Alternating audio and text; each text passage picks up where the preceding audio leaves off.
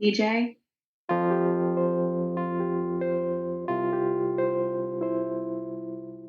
I think what I remember most is that he would kick at like the funniest times and that he was developing these beautiful dark eyebrows, just like his dad, Doug.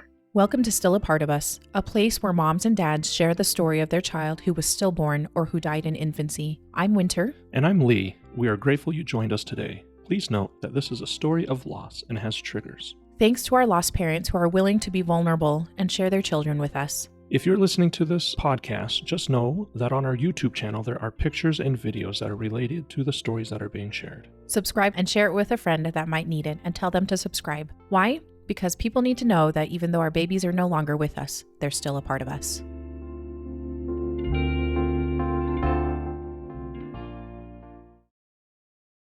We are just so pleased to have Amy here today to talk about her sweet son, DJ. So excited. We sometimes get it just right so that we can get somebody on to talk about at a major time in their life. So, Amy, thank you so much for coming on and talking to us about your sweet son. Thank you so much for having me. It's really such an honor. So, as we get started, can you tell me a little bit about yourself and your husband, Doug? I know you mentioned him earlier, but tell me a little bit about who you guys are and where you're at and what your family looks like right now. Sure, yeah. So Doug and I live in South Philly. I lead communications for a large clean energy company. We develop wind, solar, battery storage assets. And Doug and I love to cycle and hike and explore the city. And, just he's gotten me to be a lot more spontaneous in the 11 years we've been together. But yeah, we just are really fun, friendly people. And that's what drew me to him and what we love to do today. That is great. So you guys cycle as in like mountain biking and street cycling? What kind of cycling? Yeah, just road cycling Road mostly cy- here in Philly. Not a lot of hills. I know. I guess I But was like, yeah, that's right. That's probably not a lot of mountains. yeah, but we've got a really cool trail here called the Schuylkill River Trail. We do that most days, and but we now have like I don't know 8 bikes total. So we do have mountain bikes, gravel bikes. You got all of it. Yeah, he's definitely got into a collection habit, probably over the pandemic too, because it was a nice hobby to have at that Yeah, time. completely. Yes. Be outside, but away from people. And so you guys have been married. How long have you been married? We'll be married 5 years this October. Awesome. Okay. And and then any pets or anything like that that because pets Oh, are part of the pets. family. When I met Okay. Doug, he had 3 cats. He Oh, was a true cat dad, but they lived till 17 and a half years, but they passed a few years back. oh, So gotcha. Okay. yeah, So no new cats anyway. no new cats. He's been yearning for a new dog or cat, but we'll Yeah. see. Okay. Well, that is great fun. And so you guys have been with each other for 5 years and 11 um years. oh, say that again? 11. Oh, 11 We're years married and 5 then years. married Yeah. 5 years. Okay. Okay. Okay. And when you guys were getting so you got married 5 years ago, were you guys planning on having a family? Did that fall into your future plans or was this a bit of a surprise? Yeah, no, it was very planned. Doug and I, as much as we are, like I said, spontaneous, we really had like a plan when we met. And, so in the few years before we started trying, we bought a house, like a complete, like the house we're in now, we literally gutted it to the foundations, Oh, rebuilt most of it ourselves, except for the license stuff. And so that was a true test of our marriage. And in the yeah. meantime, we got engaged and then got married. And so, yeah, we really had like a plan. And so we agreed when we were done the house and got married that we would start trying. And so, we started trying in summer of 2020, and it kind Okay. of felt like, okay, we're going to check the next thing off our box. Yeah. Just a natural progression Yeah. of things. Okay. So so basically in the middle of the pandemic, you were just like, well, we don't have anything else to do. Right. Yeah, it's like we had completed our other goals, and we Mhm. were kind of like, okay, now's the next step to, try to start a family. Yeah. Okay. So how quickly did that happen? How quickly did you get pregnant? Yeah, not quickly enough, that's for sure. Mm, We struggled with, some fertility issues. Well, I wouldn't say fertility issues because, we've had, it's unexplained diagnosis. yeah. So, infertility for an unknown reason.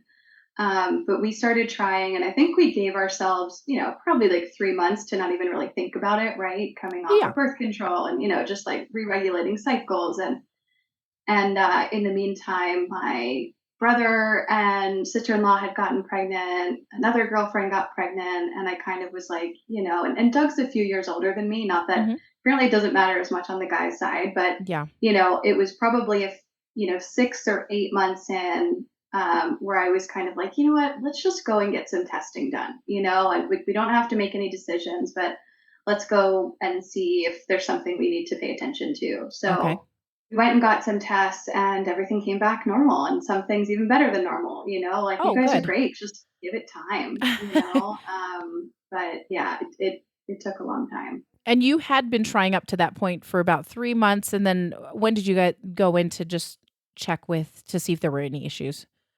It was probably like 8 months later, all Okay. said and done, would be my guess. Yeah. Okay. And, typically they say when you're under 35, wait a whole year, but I Yeah. kind of was like, there's no reason to wait for testing. Yeah. I'm not saying let's jump into any treatments, but, I just thought the sooner the better. So it was good to know that there wasn't any underlying issues, but at the same time, to have the unexplained diagnosis is like, just so frustrating, especially when, Doug and I are really, again, very like, driven, list people. And this was next on our list, and we had no control over making it happen. Yeah. And so that period was really frustrating. Yeah, that's I mean, so 8 months along when you checked to see if there were any issues, and then how much longer until you did get pregnant? And did you guys do anything in particular to get pregnant? Yeah, yeah. So once those tests came back, we kind of said, okay, I think it was like, let's wait until the new year, Mhm. or Mhm. I don't remember, but we basically gave it a few more months and said, if we don't get pregnant by then, we're going to start with IUIs, Okay. and we're going to kind of start slow, like unmedicated IUIs first. Okay. So we did that. I think we did three of them. Didn't happen. So then we said, okay, let's try medicated IUIs. So I did that with Clomid, and I over responded, which meant they said we couldn't proceed with the IUI, which was so frustrating because, after so many months of not getting pregnant, then having to go on this medication that makes you feel crazy, horrible, right? Yeah. And Mhm. then for them to say, well, that didn't work, and you actually can't even try it all this month because it's dangerous, Yeah. because it basically had too many follicles. So then the following month, and those kind of over responses create cysts sometimes too, which Yeah. then you have to wait more months. So that was a really difficult time where I kind of felt it all hitting. Yeah. But then the next month, I tried another medicated IUI with a different medication and responded perfectly and got pregnant. Great. Okay. And I just want to clarify for any of the audience that may be listening. So an IUI stands for intrauterine implantation, if I'm not mistaken, and it, to be. I mean, it's basically placing the sperm closer to the possibility of the egg. So there's a little bit more. I mean, it's not as fun, I guess, if you get pregnant this way. And then whether it's unmedicated or with medication to help you ovulate or create more opportunities on kind of both ends, right? I guess Yeah, is a yeah. good way To to like, it explain it. helps mature your follicles and, Yeah. yeah, ovulation timing.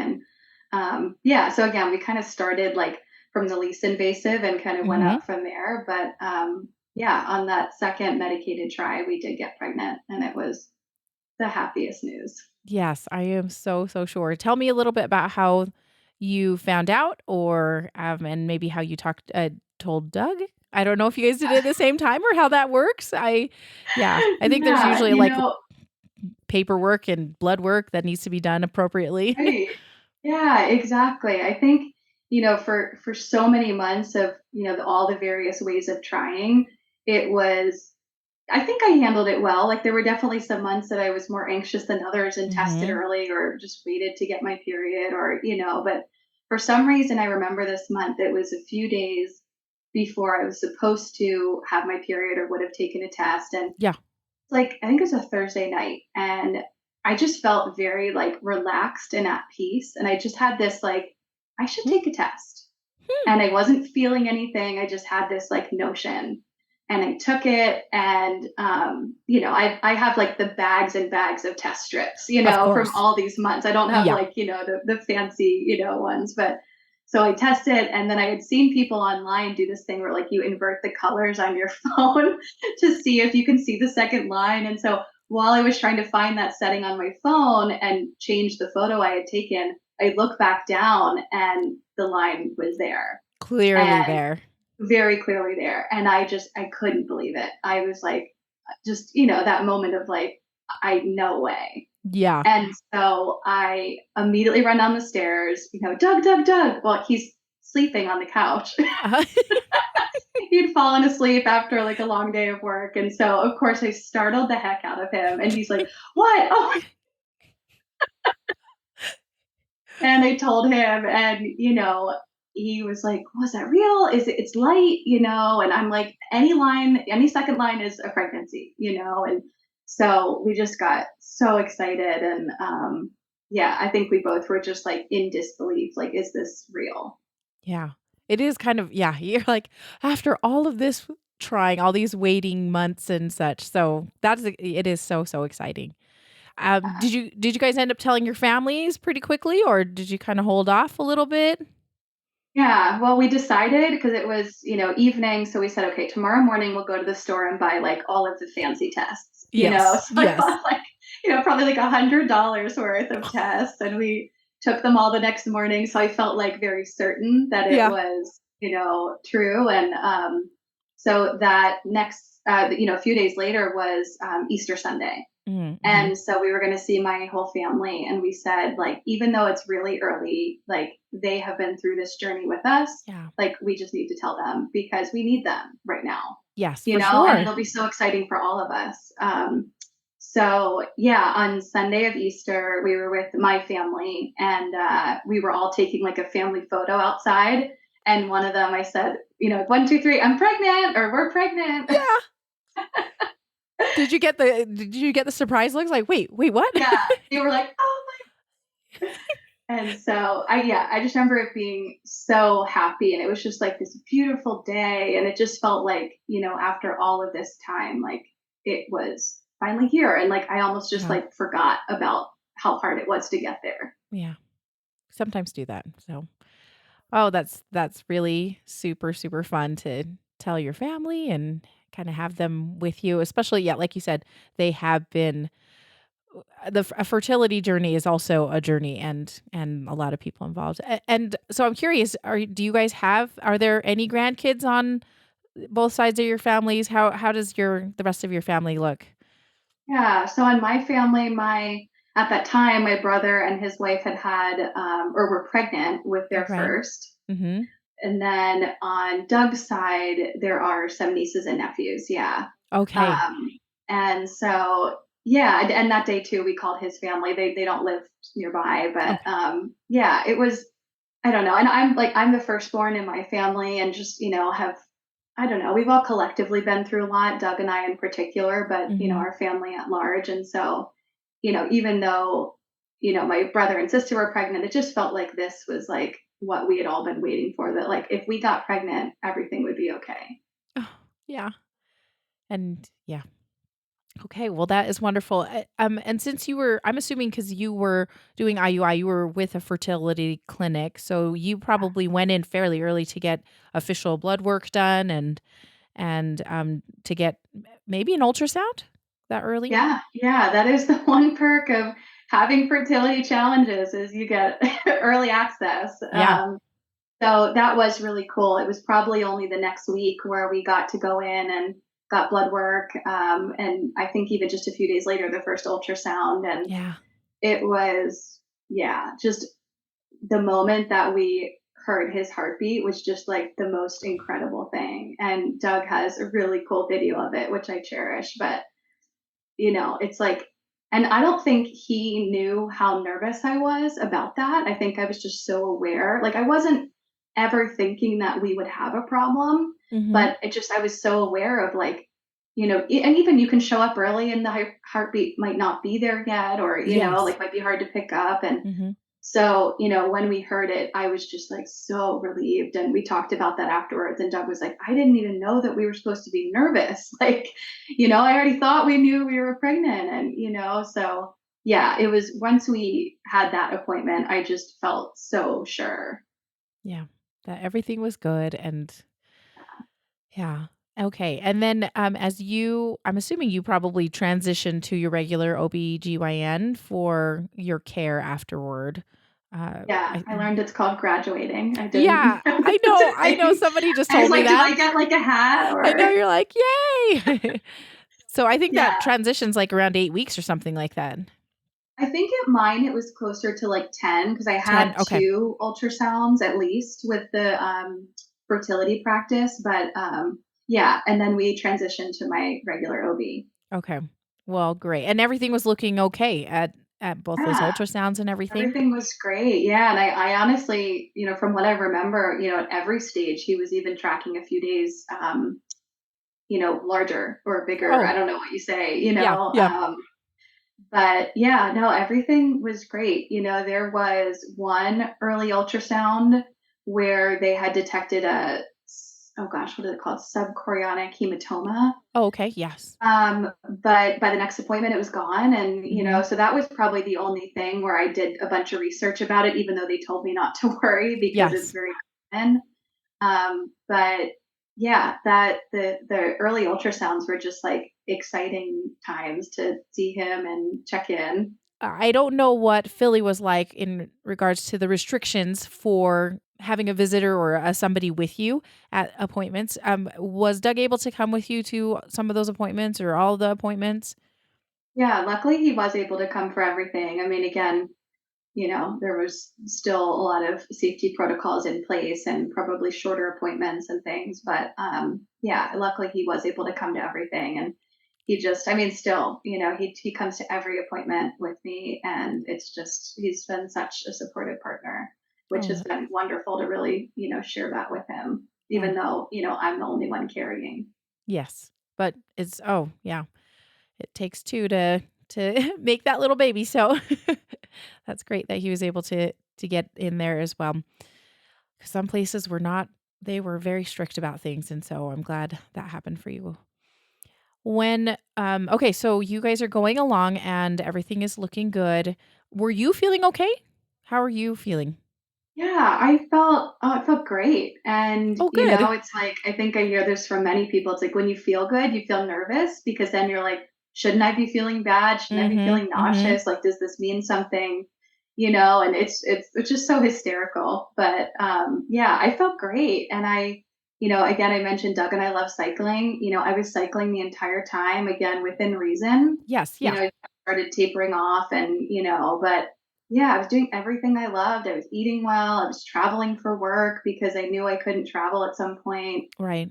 down the line. So, I had just gotten a new job after, being with another company for 10 years. Like, just everything was falling into place and I felt great. Yeah. And, during that time, I had mentioned my one sister-in-law was already pregnant with their first. Mhm. My younger sister found out she was pregnant, so I was pregnant with both of my sisters at the Oh, same time, which yeah. was just like so cool. Like we had a family vacation that summer, and we took all these cool photos of us all next to each other, and So it fun. just yeah, it felt like oh well, this is what we were waiting for. Right. Like this is why it took this long, or like everything was just kind of falling into place. So yeah, the pregnancy went really well.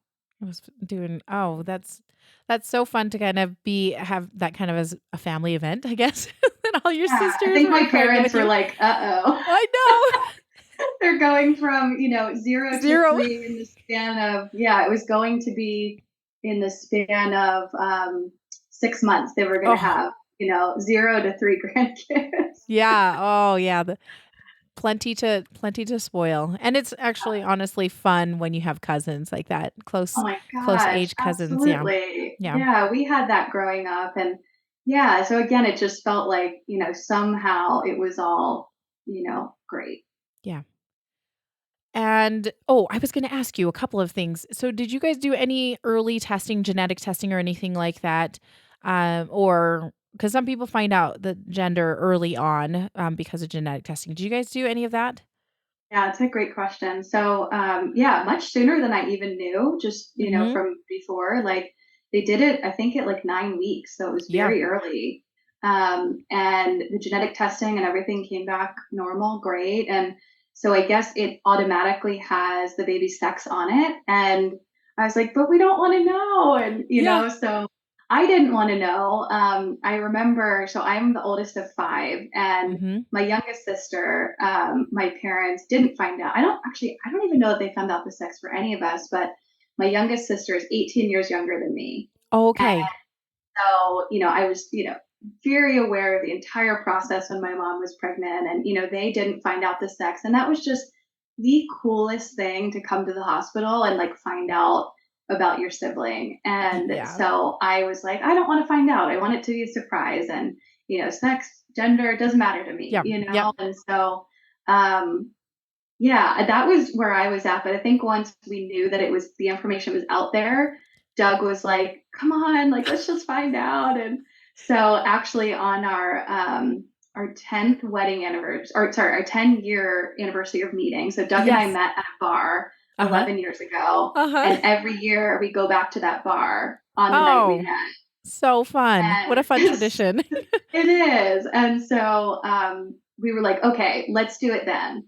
So we opened up the news at the table, and Doug recorded it. It is like the sweetest, most exciting moment. And we had both said before that, like, what do you think it is? And we both said boy. Oh, okay. And then we opened up the information and we just couldn't believe it. We were so excited. So yeah, we Yay. found out pretty early, which was really cool. Okay, that's so fun. Okay, so about probably 9, 10 weeks or so. I'm assuming the genetic test took a minute to get back to you. Yeah, it probably was closer to 11 by that point, Okay, but still, yeah. yeah, way earlier than most people actually. So, Exactly. Yeah, I really had no idea that we were going to find out that early. And hmm yeah, it was just really cool to know, and be able to carry that with us. yeah, I love that he was like, "Come on, let's find out." Yeah, he was like, come on, please. And I was like, okay. Fine, let's do it. That is great. And from there, did that spur any type of discussions about names and such? Yeah, it definitely did. I mean, my girlfriends apparently did this too. Like, I've had a rolling list of like names in my hmm phone for like, hmm the better part of 2 decades, probably, But yeah, we had started, when we got pregnant, talking about names. And Doug and I both, thought that we would, either use part of a family name or something Yeah. meaningful, or we definitely wanted to attach meaning to our children's names. So a lot of them revolved around just doing some family history digging, and Yeah. like that. Very cool. Okay, and did you have any names that stood out to either of you at that time? We had a few, Mhm. and I think once we found out that he was going to be a boy, so Doug, I'm actually wearing it. It's I don't know if they can see it on the camera, but it is. There we Oh, there go. it is. There it is. So this is Doug's family's ring. So his great uncle was DJL, his dad was DJL, he is DJL. And so he always had said, like, my firstborn son, I want to have the same initials. Yeah, So we knew it was DJ, of some sort. Okay. but we hadn't, like, we had different ideas about what that would be. Uh-huh. Um, so yeah, he was just going to be DJ something. Yes. Perfect. That's a really cool tradition and a really cool ring actually. And Yeah, it sounds like 4 of your members of your family, so an uncle, a great uncle, his father, and his then father. Doug, and now Okay, our and then yes, okay. Awesome. Okay, well that's cool. So you guys kind of knew that was like going to be there and how that was going to look. yeah. Perfect. And so tell me when I would love to hear a little bit more about when you guys actually had your anatomy scan. So Yeah. you obviously you had your early ultrasounds with the fertility clinic, and then when you quote unquote graduated, um, was the next one probably just the anatomy scan around 20 weeks or so? I think there was like actually one or two more in there. Hmm. But yeah, the anatomy scan, I think we were away. So we actually ended up having the anatomy scan in like the middle part of or early part of the 21st week. Oh, Uh, okay. but yeah, we had the anatomy scan and it was so cool. I mean, just to like see that all of that is happening inside you and to get to Yeah. see his fingers and toes and Yeah. and again, but the same thing, I was like, okay, you never know what could happen. Maybe we look and he's missing a few fingers or, like something's not functioning. And so, having gone through, that 45 minutes was just miraculous being able to see that, like, truthfully, everything's there. He's happy. He was like sucking his thumb. Oh, I love that. It's the It was cutest. so cool. And yeah, everything looked great. And my cervical length was fine too. Like Mhm. everything on, my anatomy looked good. And so it was so cool. And so something that, we have had the loss, I'm so grateful we have, but is, as I was signing out of the appointment, they said, you can request the CD of the ultrasound. Oh. And so I signed this like long consent form, Mhm. and the front desk person was like, "Oh, nobody ever does this, but cool." And so it was such a process, but Doug and I like wanted every single piece of history from, our pregnancy with him. And so, that day we requested the CD. And I'm really thankful we have it. We still haven't looked at it yet, but, Yeah. I just am grateful that that's there so we can, have it. Yes. I think it's a further proof that he was here and he Yeah, exactly, to get is to your son. see him alive, Mhm. and happy, Yeah. in what he knew was his home. Yeah. A cozy, cozy little home. So, tell me how things progressed because that was around 21 weeks. Mhm. Um, Tell me what happened next.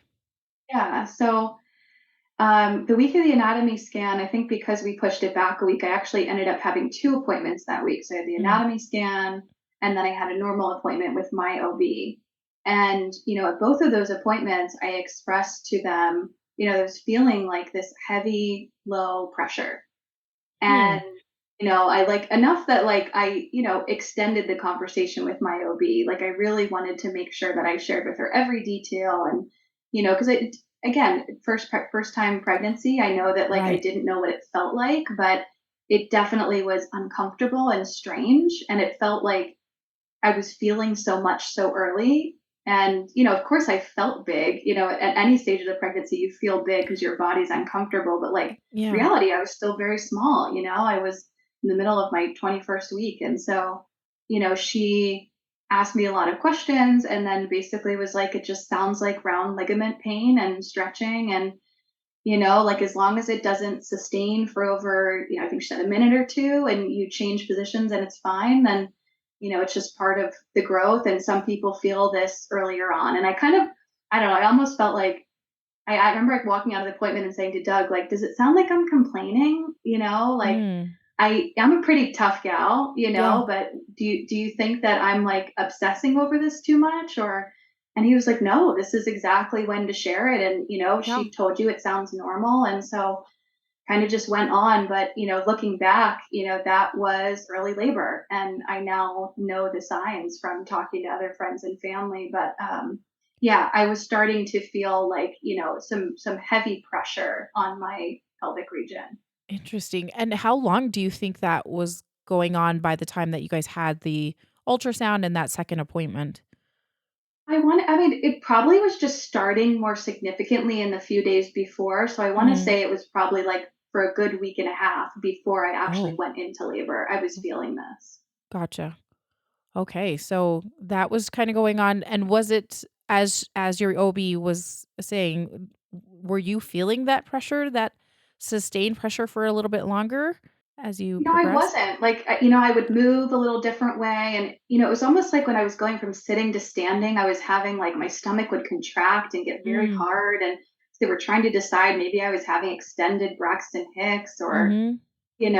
but yeah, nothing was sustaining. I didn't have any blood. There was no, like, he was moving and kicking normally, for that gestation. So they kind of were like, keep eating healthy, keep moving. And, but again, like I was cycling into that last week. And, actually thinking back, like I remember saying, like, this might be my last cycle because, a road bike, it's like you're kind of like hunched over a little, but I was Yeah. still small enough that like I wasn't putting pressure. Mhm. But because of how I'd been feeling in the days before, I was very conscious, like, okay, I'm going to start making some new changes because I'm really starting to feel, Right.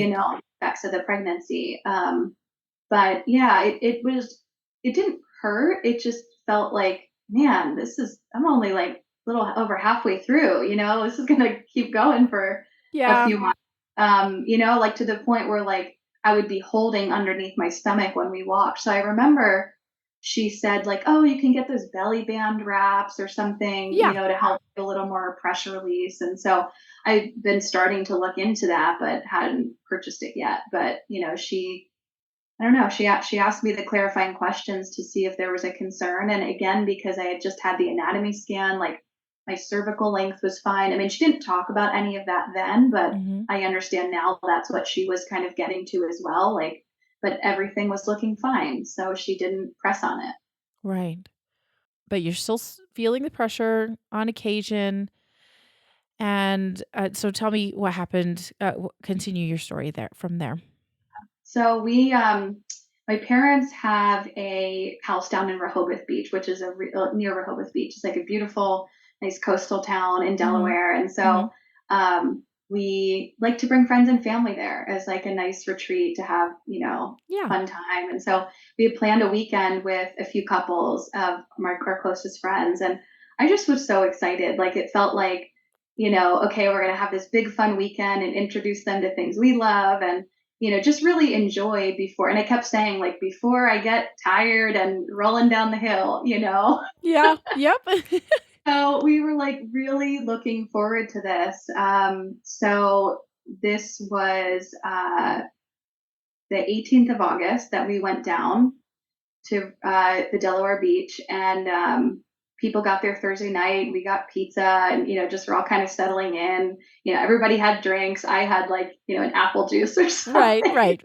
you know and I remember being just so happy, just like surrounded by our best friends and having Yeah. fun. And so then but I was still feeling that pressure. Like I remember sitting and standing different times and kind of holding my stomach. And but I just was so distracted by having Right. fun, and I didn't feel any different. So the next morning we got up and the guys went golfing and Doug went cycling, and me and one of my best girlfriends went for a little walk, and there's like a pier. And so we went for a walk, we were chatting, and the craziest thing happened. A man was walking two dogs, and the dogs lunged at us and bit her.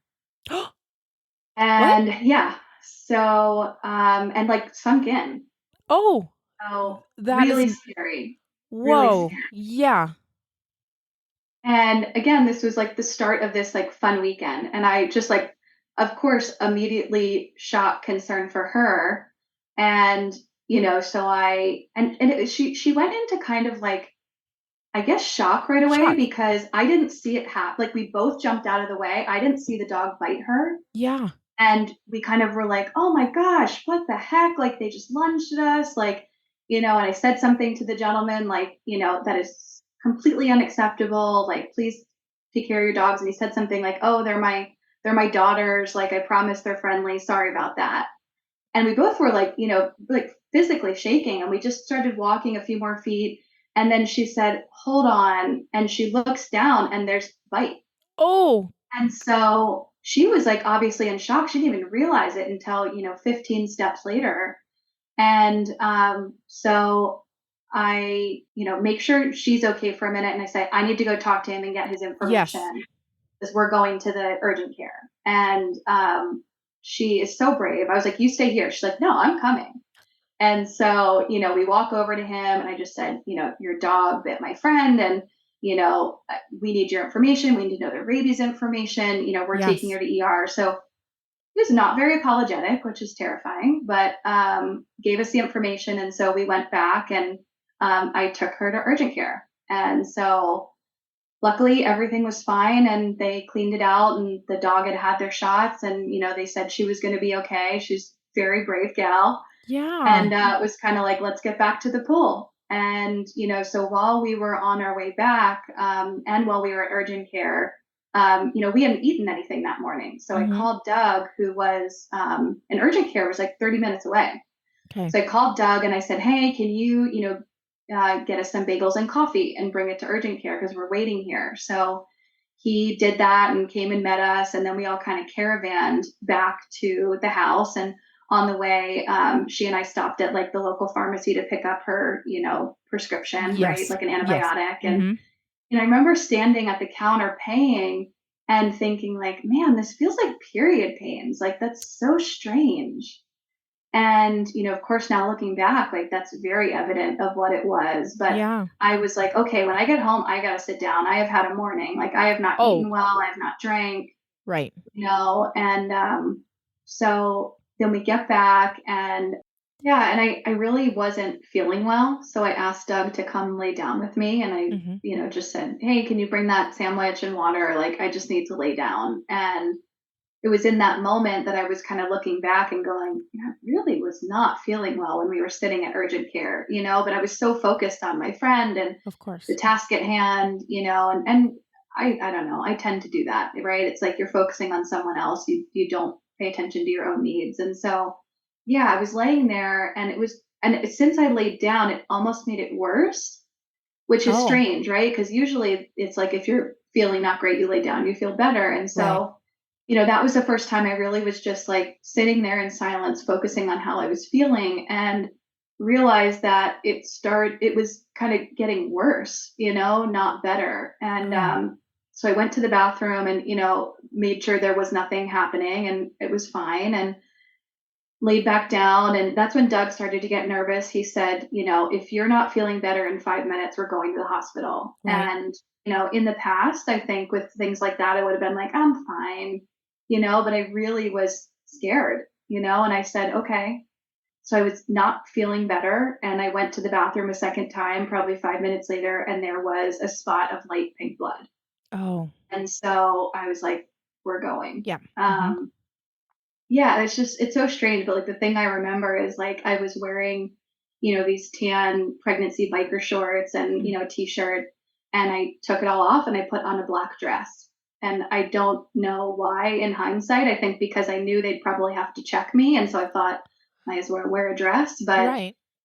it's just interesting in hindsight that that's what, I put on. But yeah, my girlfriends because the guys were still golfing and my girlfriends were in the kitchen and I packed a little bag and I remember I just walked right out and that is not me. Like I am usually making sure everybody else is okay. They were in a house in a neighborhood they didn't know. I remember I caught the eye of one of my girlfriends and I just looked at her and I didn't say anything. I just Oh, walked out and that was so hard. oh, And Doug was right behind me and he just said, Amy's in pain and I have to take her to the hospital. Like, we'll call you guys. Yeah, but that moment was really sad and scary to know that I knew something was wrong. right. When it's not it seems like you're, yeah, out of character for you to not chat with them on the way out. I know it's, oh, that's scary. I'm just thinking of the feeling that I had too when I was like, I don't, something's not right. When you just kind Yeah, of know, yeah. right? Again, it's like you really trust your intuition, and it was scary to think that I was telling myself, like, it's not okay, because I usually am the opposite. Yeah. The emergency room, was it at the same location as the Instacare that was like 30 minutes away? Well, right. So we got in the car and I was like, okay, I literally just got back from urgent Right. care. We were both like, geez, should I have stayed there? Like, and I had Yeah. no idea, this was like, 30 minutes before that. But So we're in the car, and I called 911, and we just said, where's the closest hospital? Because we thought maybe there was one closer. Mhm. And we told them what was going on, and they said, no, you need to go back to the hospital that was basically, down Right. the street from the urgent care. So it was, yeah, a good 30 minutes away. And they said, you can pull over and wait for an ambulance, or you can drive. And I just said, like, Doug, I trust you, like, I need you to drive us. Like, I need that. So he drove so carefully, but also so fast. Right. And we were crying the whole time. We were sitting in silence. We I don't know, like, everything was going through my mind. I really honestly don't think I considered I was in labor. Like, I really just didn't know that was a thing Yeah. this early. I just thought something was wrong. And I called my mom, and she said, call the hospital ahead so that they know you're coming and they can be ready for you, which Yeah. was so smart. And Yes. so we called them, and they got my paperwork ready. They got everybody there ready to get me. And so we got to the hospital, and Doug had to go check me in. So a nurse took me, and she took me upstairs to an empty, small, weird waiting room that had like lights flickering. It was like, the worst Yes. scene, Mhm. when you're in panic, and she had to leave me there. Oh, So I'm just sitting in this, wheelchair in pain, in just this weird, weird, lonely moment of what is going to happen, what is happening, and really starting to feel like some intense pain. that oh, it sounds not great to yeah. I'm so sorry that you got stuck into that room. That stinks. Because then it's even funnier. The next room we went into, which is just, again, would you remember these details in any other doctor's visit? Probably not. But because it's part of such an important story, like when Doug finally came up, and they had a room available, I don't know if they called it this or we called it this, but it was like the Harry Potter room. It was like this really weirdly shaped, angular, almost like closet. And Really? it had a bed and equipment in it, but it was so strange. It felt like just an extra closet that they had tried to throw a room together. Oh my goodness, that's crazy. And yeah, it was so strange, and it definitely didn't make me feel more comforted. But yeah, we got up there, and they immediately put an ultrasound and Doppler on my stomach. And Yep. I remember this nurse, her name was Chloe. She was like the sweetest, most bubbly personality, like so caring. And she got him on the screen, and he was great, and normal heartbeat and everything. And she just kept saying, like, he's okay, mama, he's okay. Oh, And that was so reassuring to yeah. know that, he was okay. And so I was just like, okay, so something's wrong with me, Yeah. so they, the doctor started coming in, the nurses, and I don't remember the timeline of everything, but basically at some point, I said, is it my appendix? I was like, my appendix is bursting, like I couldn't think of what could be wrong because he was okay. Right. And then I remember, and they were trying to start to get my IVs hooked up to get some tests and stuff. And then I remember this like very movie-esque moment where, it's like I had a contraction, like a noticeable contraction where like my back curved, I was like, Yeah. and it was in that moment that I think we all were like, is it labor? And so the doctor, I think, did a hand exam, and while she was kind of prepping to, do a full exam, and she just looked up and said, she's 2 centimeters. Oh, And I just remember, like, the nurses looked like they had seen a ghost. Like, none of them, it was like they had never seen this before. Um, and they all just like kind of were like this at me, like, oh my gosh. And then the doctor does her, quick exam, and she goes, she's 3 centimeters, 80% effaced. And the one nurse, Ashley, who's like just an angel, um, she, the doctor's like telling them, the clinical information they need to know to like do the next steps. And Ashley just grabs my hand and she's like, "You're in labor, and we don't have the tools to resuscitate this early here. We're going to do everything we can to see if we can, slow things down and get you to a hospital that can care for your baby. But right now, you need to try to stay calm. And, we're going to get you hooked up and get you fluids. And, but I'm so sorry. You are in active labor." And like, I just am so grateful for her because she was so like straightforward and honest in a time where, you needed someone to do that because, my doctor, as great as she was very clinical. Yeah. And, really didn't interact with me much. She was more interacting with the nurses, which I get in an emergency. You also have to do that. But, this nurse was just like almost like my translator. Yeah. And that was just such a blessing. And she just, it was very straightforward. And, so I remember I looked up at the doctor and I just said, "So there's no going back now, is there?" And she just said, "No, I'm so sorry." Did you understand what that meant? Did Doug understand what that meant? That there was no going back and No, I just,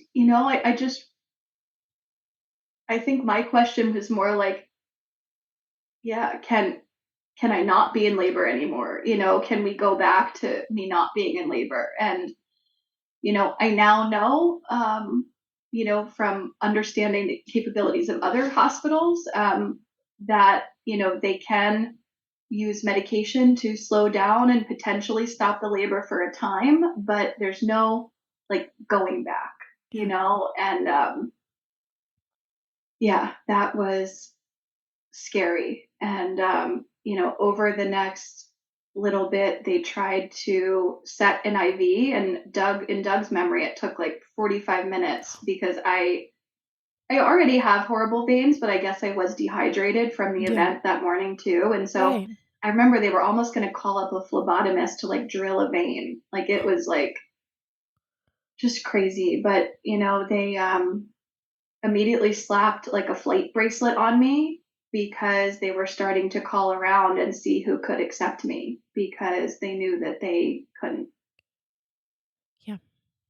They wouldn't be able to. I mean, you're at 20, essentially 21 weeks, end of 21 weeks, right? So by my original due date, it was 21 weeks, 6 days. Mm. But because I had just had him at the anatomy scan, he was tracking several days ahead. Mm. So, in my Make mind, I was 22 and if Yeah. Okay. but 22 weeks. Yeah. And, so the closest hospital accepted at 23 weeks. And then our hospital is at home, which is just so crazy. And I try not to play the what if, but, the hospital where I was planning to deliver would have been able to care for him and resuscitate. And, so why I wasn't at home when this happened, Yeah. I try not to think about that because outcomes are not great. I understand they are better, and I'm an advocate, but yeah, it's just I try not to go down that rabbit hole, but it's something I'm very aware of now. Yeah. So, did you guys end up making a decision about where you would go, or how are things progressing? And what was the staff telling you about where you would go if they got an okay from someplace? Yeah. So they were saying, again, that the next closest hospital that they typically would transfer to accepts at 23 weeks. And Mhm. they were saying, "You're not 23." Yeah. And, I don't even know if they would accept you. So they were trying to see if they could get a flight to our home hospital, which, Mhm. was only, the next closest hospital was about 45 minutes or an hour, and we were about an hour 15, an hour 30. Oh, So, I don't know the difference in terms of these life flights, but, that's what they were trying to do in that time. And they said, the only thing we can do now is hydrate you and give you a ton of fluids, do a bunch of tests that they require to accept you, and try to stabilize you as much as we can. okay. So, over the next several hours, they gave me an insane amount of fluid, bunch of tests. They wheeled me into a different room and put me 20 degrees or 30 degrees back on my head, Yeah, to try to take pressure off. And I just kept progressing. you did. Um, Oh, every time they checked, they were like, she's 4 centimeters, she's 5 centimeters. And yeah, it was like, as much as I tried to stay calm, and it really did take on this like insane focus, but as much as I knew it was out of my hands, I still felt like, okay, if I really try to relax my body and be in touch with my body, maybe I can slow it down. And, mhm. it wasn't the case. And I remember they called my parents for us. And my dad doesn't work too far away. He owns a business in Delaware. So he was Mhm. only about 45 minutes away. And he left immediately. My mom left immediately. So at some point, my dad came, and that was such a gift. Yeah. He got to talk to DJ and give him some love and give us some love. And, the funniest thing was that, I hadn't read that far in the delivery books yet, or Yeah. the baby books, right? I was at 22 weeks. And so I didn't know how to do the breathing patterns. Oh, uh-huh. And by the time my dad came, I was having really difficult close contractions, because at that point, I was still unmedicated, and Yes. I was in so much pain, and he was teaching me how to breathe. Because I'm one That's of so five. He's been through 5 births, and yeah. that was we just were laughing through that, through the pain. But that was really special for him to be there before I gave birth. Yeah. And so at some point, when they told me basically they couldn't stabilize me, and that therefore I wasn't allowed to leave the hospital, that's the way they put it. That kind of, we knew he was coming today, and kind of that was that. We just started, focusing on how to get through it. At that point, we still didn't know whether, well, so at some point, because there was so many tests being done and everything, and he's obviously so small, they took, or I asked them to take the fetal heart rate monitor off, Oh, okay. because it just was beeping the entire time, because I would move, he would move. And when they're so small, it's hard to keep that on Yes. the strap. So at some point, when I knew we weren't leaving, and I knew that, we couldn't change the outcome, I just was like, I want to just be with him. And, so we don't know when he passed. But, so at some point later, I got a little bit of medicine. I wasn't allowed to get an what's it called? Epidural. Epidural. Um, so I did get a little bit of medicine, a tiny, tiny bit to take the edge off. And in that moment, Doug and I had some quiet time to just be with him. And, I was feeling him move and kick. And, it was this beautiful, horrible moment of saying goodbye. But we still didn't know. I still had hopes that he was going to come out alive, and that we would have some time with him. Yeah. As hard as that would be to then, witness him passing. But so, to the best of our knowledge, he was there till the final moments. At some point later, they said, you're 7 centimeters, and my water broke. And I remember Doug saying, it was right after that kind of moment of quietness. And I remember he was just like, no, no, no, and just started, you know, panicking. And he ran out to call the nurse. And, while they were cleaning me up and kind of getting me ready, he like had to have like a washcloth on his head. Like he really had a moment of like true panic. Oh, And that was so hard. Like I just, like he was there for me every moment. And that he was recognizing that he was, needed some help. So I was glad they could help him too. And we kind of just held hands and, while they started preparing me. But yeah, the entire time, which is just so beautiful in hindsight, is Doug kept asking them questions about me. Like, is she going to be okay? Is she going to be okay? And, it's like he was so afraid that he was going to lose both of us. And I wasn't even thinking about that because I was like, I've got a job to do. I've got to get my baby out. yeah. I've got to keep him safe. And, but that was Doug's worry, because we both, the entire time had nobody knew what was happening. Oh man. What time was he born? When when was He he was born? born at 7:04 p.m. on August 19th. And, I really, again, was hopeful that he was going to be born alive so we could have some time with him. And again, I don't know how I could have ever have gone through seeing him pass, Yeah. knowing that they couldn't have done anything. But I really was hopeful that that would happen. So like when, I was going into the final moments of labor, I was like, how do I progress this? Like, I want to get him out. I want to be with him.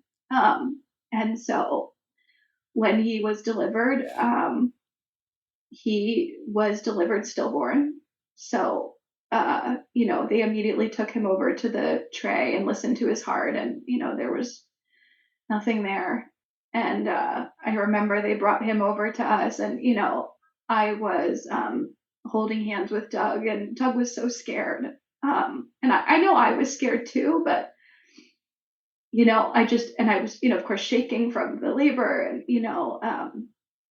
they brought him over to us and held him in front of us. And I just remember holding his hand and, them just holding him in front of us. And I just have these beautiful pictures. The hospital actually has this like camera, and they give everyone like a memory card. And they took these incredible photos of us meeting him. And it's just the most special moment. And I remember, again, we were so scared to meet him. And just the moment I saw him, I just like felt at peace.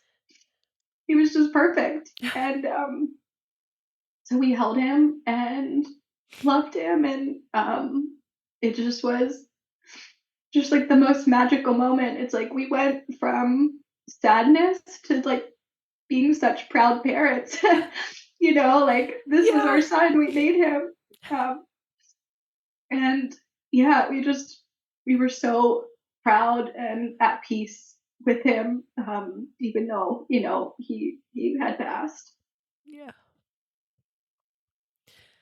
Tell me more about what he looked like, and um, I know you talked a little bit about this earlier, but tell me a little bit more about what he looked like and how big he was.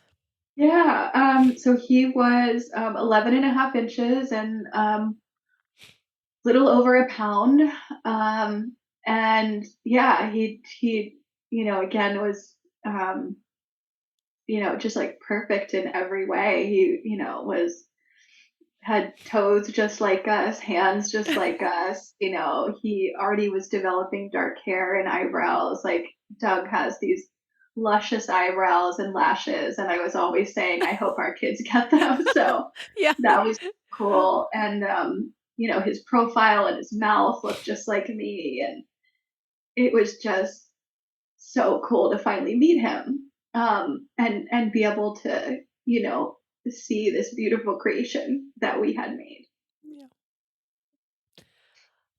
Did you guys end up deciding on what to name him? I'm assuming that it was the time that you uh, kind of figured that out. Yeah. So we actually didn't name him till the next day, Oh, which in hindsight we didn't realize was like necessary for all the paperwork. yeah. um, but yeah, we that night, we kept saying, we need to figure out something that, fits him now that we've met him. And, none of the names we had figured out really felt right. And, we were kind of like, well, all he knew was that he was DJ. And, that just felt so right. And my husband, when he was younger, he was called DJ, Oh, and he's always like, "I want a DJ Junior," and it's like it fit. And so once we said that, it all fell into place. so just DJ. And so and it doesn't stand for anything, right? Oh, just Nope. DJ. It's just DJ, which I think is so sweet. It's Yeah, it's kind of like he just got his name, which is a nickname. Like right. Like that was the name he knew, and yeah, so that felt right. that is great. What are some of the things that I realize that you guys were, I'm sure, shocked and panicked and anxious about DJ this entire time. And did they talk to you about what you guys wanted to happen after he was born? Did anybody come in and chat with you about that? And if so, did you guys start to decide on what that time with him would look like? I think because they probably don't have this happen often at their hospital, at least that was my perception based on Yeah. how the hospital kind of handled it and was prepared for it, which really wasn't Yeah. anything. Mhm. They, yeah, they're like they didn't really have kind of infrastructure for that. But Right. my parents, who were at the hospital, came up about 2 hours later after they had cleaned him up, and we had had some time. And that's when we started talking with them and the hospital about our options. And Mhm. the hospital actually had a connection with a local funeral hospital that does cremation for Oh. infants and preemies. And so they were so helpful and so Oh. gracious. And it was such a gift. Like they actually do it, as a gift to the Yeah. families. Oh, that's And so kind. they just were so kind. And, honestly, like in our worst moments, like to have all of these people understand and help us through it was just incredible. And they really didn't pressure us about time. I had actually lost a considerable amount of blood, so I had to be extra monitored. Yeah. So when Doug and I were with him that night, we were saying, what's the right amount of time? Like, how am I going to know when to leave? Like, can I leave? And Right. I kind of said, like, as long as I'm not like prolonging my stay here, like that's the right time. So, we ended up getting 19 hours with him, and we Mm. stayed till the next afternoon for me to be, checked out and told that I could leave. Yeah, the one thing that they had, aside from the camera, which was just such a gift, but was they had a bereavement nurse come in, Oh. and she was just incredible. Yeah.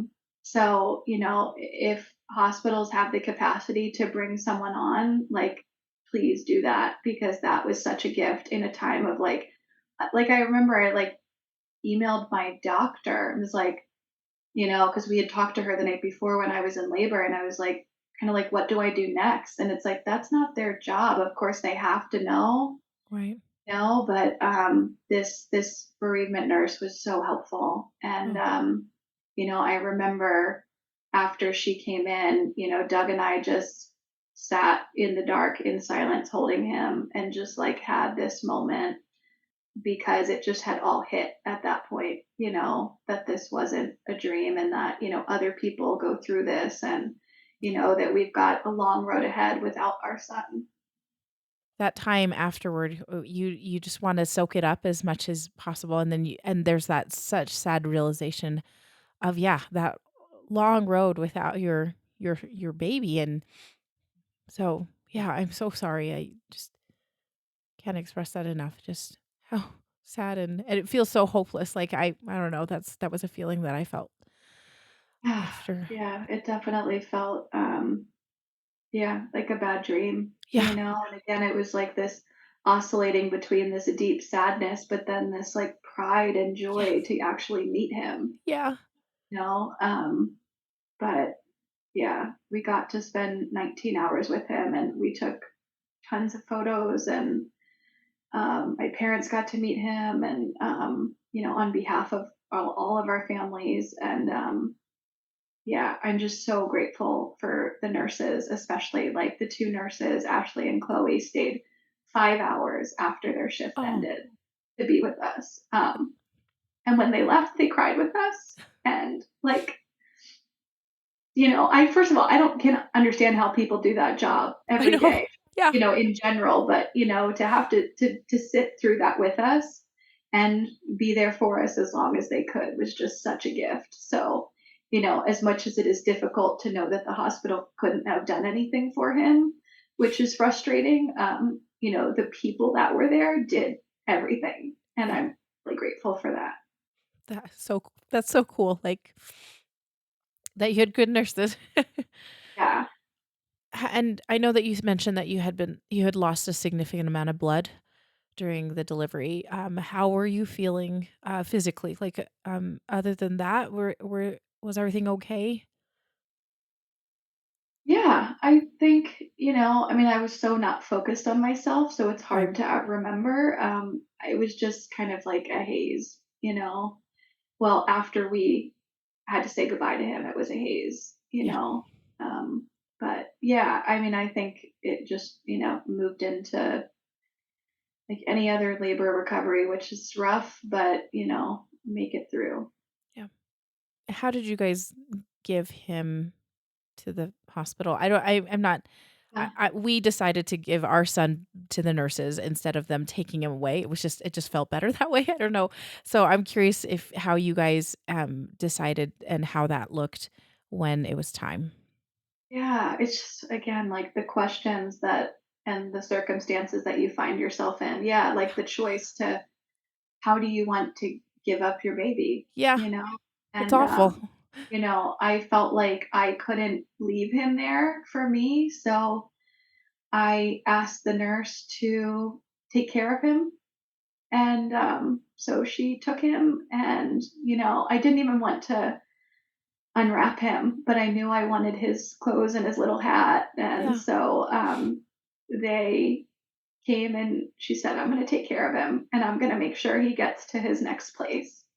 And that was, yeah, just made me feel really comforted. And so they did ultimately bring back his clothes and his little hat and his blanket. And Oh, I'm good. really grateful I have that. But yeah, handing him over was hardest thing I hope I ever have to do. Yeah. And I remember it was like we told them give us 10 minutes and then they gave us more because I think they didn't want to have to take him, but yeah, that was after that, it just felt the world was dull. That is a perfect way of describing it. Oh, I'm so sorry. Thank you. When you guys were discharged then, did you just head straight home or did you go back to the beach house? I just think it's so Yeah. like you say, it's just such an odd juxtaposition to be having this weekend of fun and then it is now you've lost your baby. I just it's terrible. While we were at the hospital earlier in labor, I also had them call my friends. Yeah.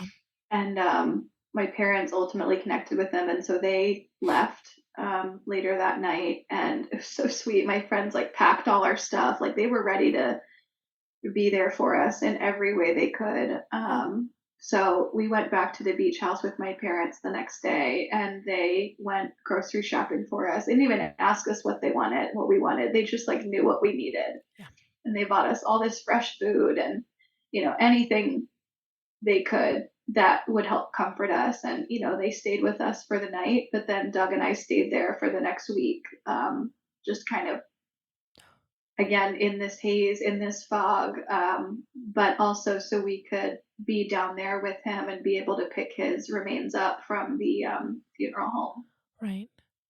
Oh, But having that space to retreat, as hard as it was, like, was also such a gift, to not have to be back home and, a space that has its own stressors, and familiar people, but, just be ourselves and, grieve in those early days.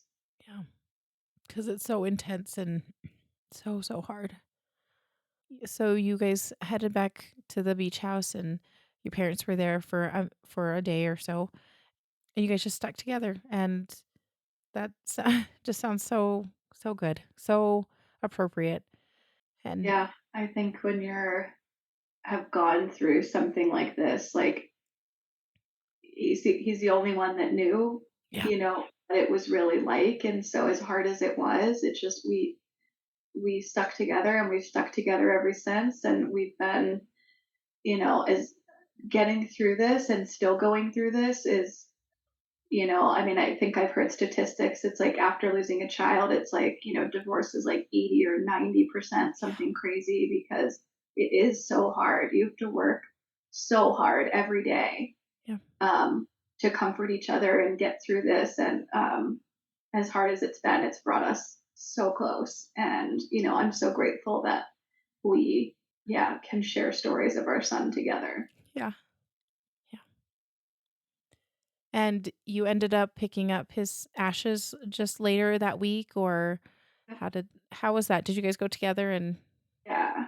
Yeah. And again, it was like a beautiful day, and the director was just, again, the kindest person, and said all the right things. And, we just felt, insanely difficult as it was in the midst of all of these other administrative things, getting, the certificate of stillbirth, getting his death certificate, like yeah, all of these other administrative items, like the fact that they made this part that was probably the hardest so easy for us, and were so generous, was such a gift. So yeah, we went and picked him up, and we had him with us, and we actually took him to the beach.